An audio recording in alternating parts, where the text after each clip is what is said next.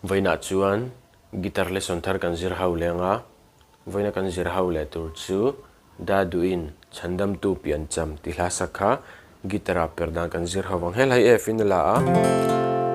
ase ke po hi fifth da koron vo do no hi chu F la du tan asanga B flat adiama C minor a D minor A minor G minor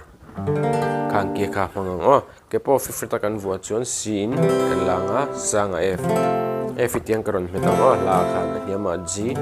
minor A minor E minor D minor te kan stramang down down up down up ti hano na na na na na na na na na na na na na na ti hano down down up khatia lapumpui strum sole khani me yo alhanen karon play milenga